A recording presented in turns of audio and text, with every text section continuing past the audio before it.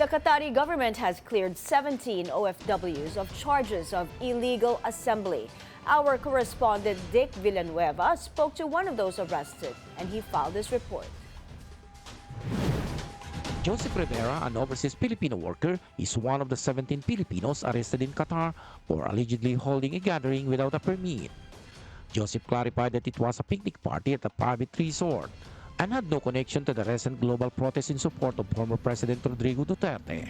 Basically, ang nangyari is meron na imbitahan tayo sa isang community sa Lusalo noong March 27. No? Ito ay paghahanda ng Filipino community dahil sa pagtatapos ng Ramadan. Ito ay ginanap sa isang pribadong resort kung saan sinurse out ng ating mga kaibigang community leaders dito at dito ay nagkaroon ng kumbaga nakahanap kasi tayo ng murang venue, no, na merong beach resort, na meron ng facilities, nasa 20 real lang ang entrance, no? At nataon na yung start nung overnight picnic na ito ay nataon na bisperas, no, bisperas ito ng kaarawan ng dating Pangulong Duterte. Pero ang plano talaga doon is mag-i-iftar lang.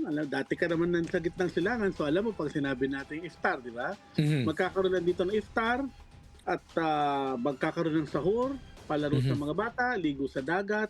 Joseph added that he was accosted by civilian authority while taking photos of OFW groups that had already been controlled.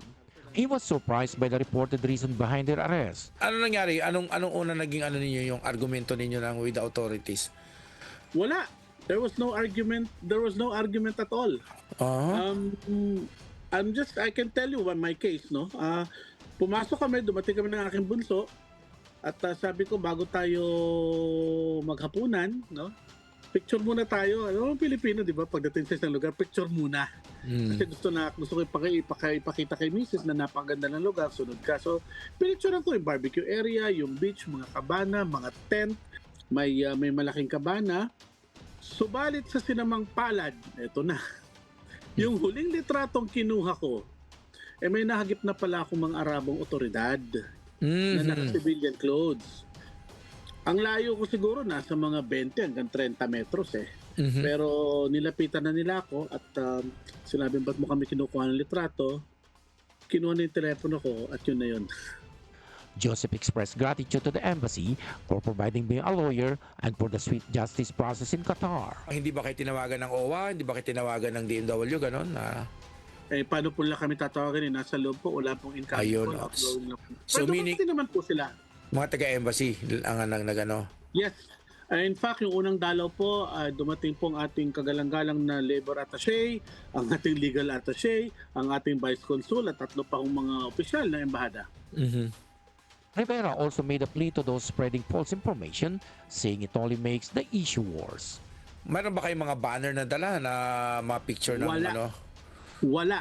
Maski na isang banderita o isang banner na nagsasuggest sa dating Pangulo o kahit sino mang politiko ay wala po.